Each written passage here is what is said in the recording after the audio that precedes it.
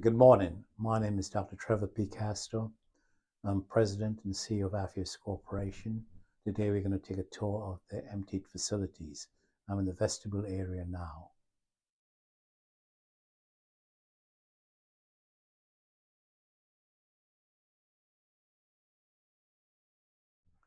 I'm now entering into the receptionist area where we kept most of our marketing and business development files.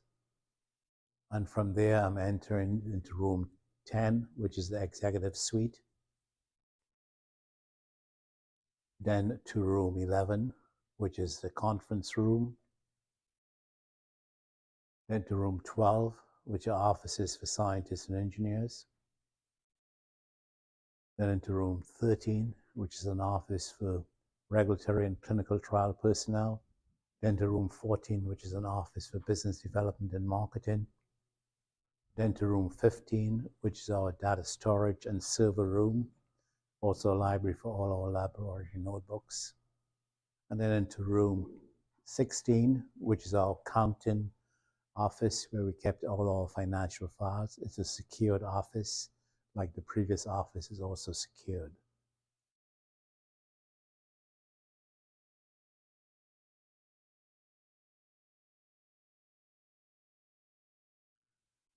Then we enter in the break area, which is an area where we had lunches and equipment for heating, food, refrigerator for storing food, as well as cabinets for utilities.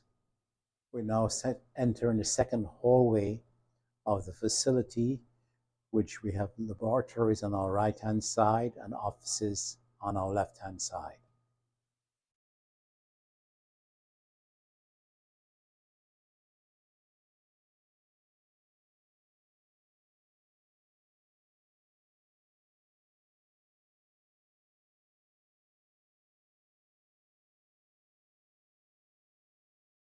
We now enter in lab 101, where we did our drug discovery and drug delivery research. It's a BSL, Biohazard Safety Level 2 laboratory.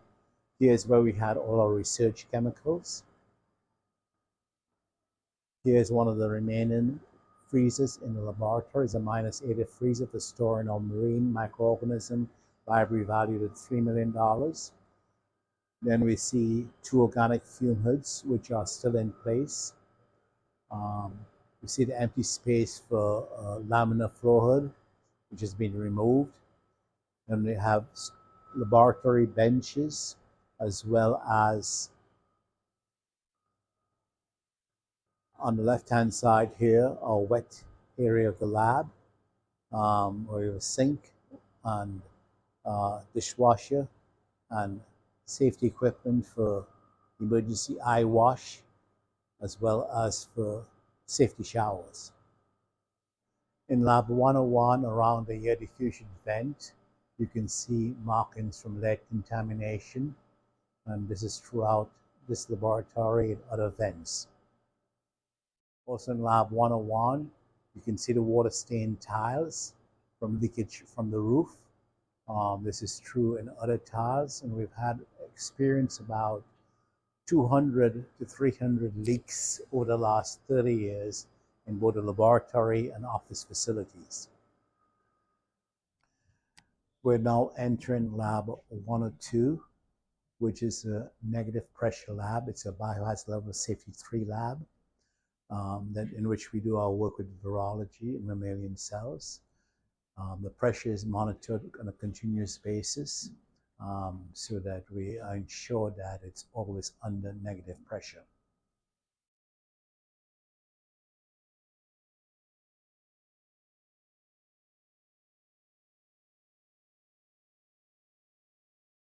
We're now inside the lab 102, which is typically a negative pressure laboratory. All the freezers, fridges, laminar fume hoods have been removed, as well as the equipment. These are empty benches. Now we move across the room. Remaining in the room is a walk-through autoclave where all materials coming out of this lab are sterilized before being disposed. You can see the lead contamination stains around the electrical outlet here.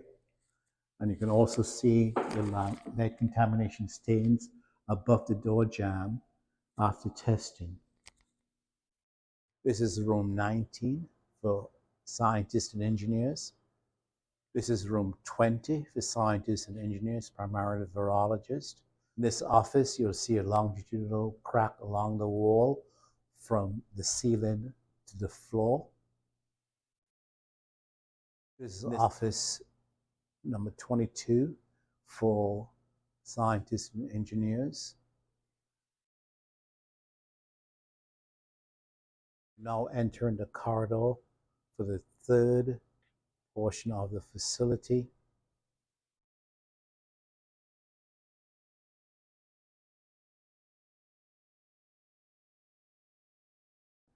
We're now entering lab 103. This lab is for sample prep. We utilize this for ovens, dryers, lyophilizers, as well as stability chambers. The back of this lab wall was fully contaminated with lead liquid coming in from NELCO on May 14, 2021. It has been cleaned so far. We're now entering lab 104, which is opposite to lab 103. Here's the walk-through autoclave from lab 102 that is utilized for sterilization purposes. There's a door that goes into the mezzanine area, and we also have an organic fume hood in this lab. We can see all the lead stains on the exhaust ducting of the fume hood. We're now entering the chase area so we can access the mezzanine by this ship's ladder. From the deck of the ship's ladder, you can see all the ducting that goes to the cGMP labs and analytical labs at the east and west side of the facility. This is the western demising wall, and in this wall you can see cracks along the surface, as well you can see cracks between the demising wall and the corrugated roof. On top of the mezzanine area, there's the bores and heaters for the BSL-3 laboratory, which has been found to be fully contaminated with lead. Now going down the corridor towards the cGMP, current good manufacturing laboratories. In this corridor, you can see the stains on the ceiling tile, again from a leaky roof.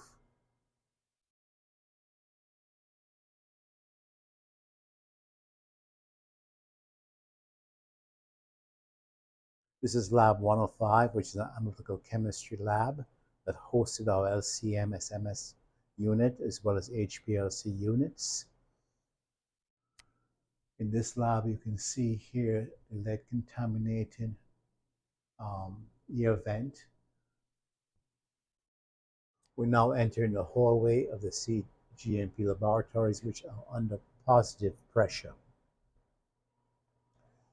This is lab 106, where we do formulation under cGMP conditions. We have a 6-foot walk-in hood in this lab. And on top of the hood, you can see the exhaust vents, which are streaked with lead contamination. This is lab 107 under cGMP conditions. We have a 6-foot hood in this lab also. It's utilized for purification of products. This lab, you can see lead streaks around the sprinkler. And then you can also see lead streaks around the electrical outlets and in the crevices next to the door jamb. Lab 108 is the most positive pressure of all the labs, and it's utilized for final fill of products under sterile conditions. In this lab, you can see the lead contamination next to the HEPA filters and lights.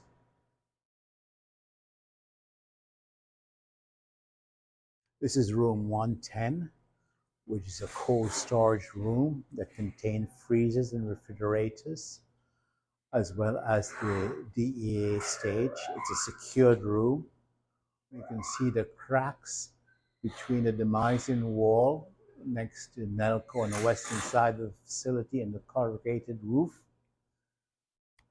You can also see a vertical crack that comes all the way from the joist all the way to the floor of this laboratory. In room 110, with the lights off, you can see the light seeping in from the old NELCO facility into the room between the demising wall and the corrugated roof. This is the mortar from the ceiling in room 110.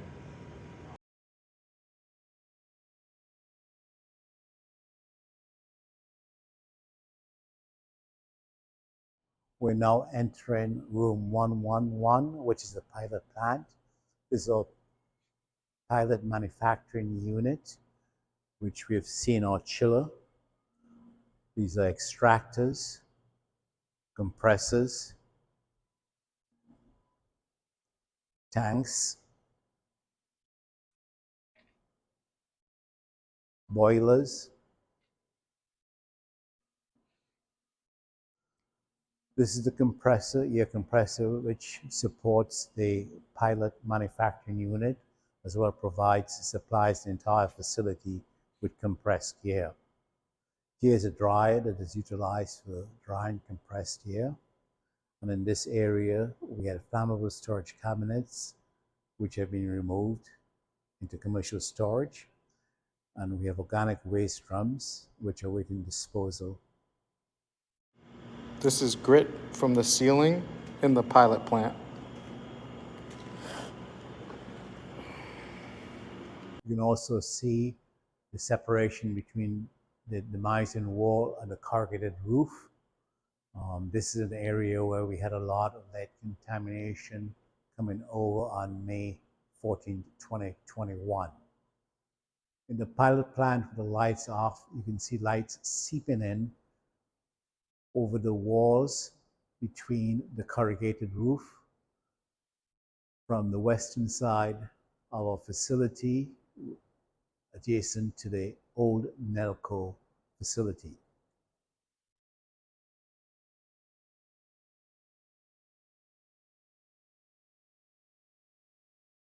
This is our old machine shop area. All tools have been removed into commercial storage. In this area, we are temporarily storing all refrigerators and freezers, including the -80 freezer, which contains about $3 million worth of viruses and cells.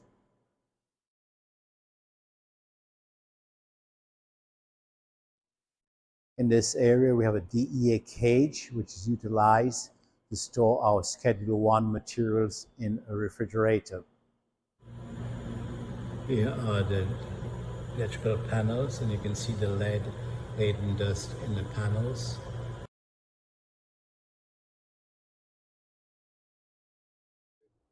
This completes the tour of Aphios facility, and now I will leave you with a map of the lead-contaminated areas of the facility.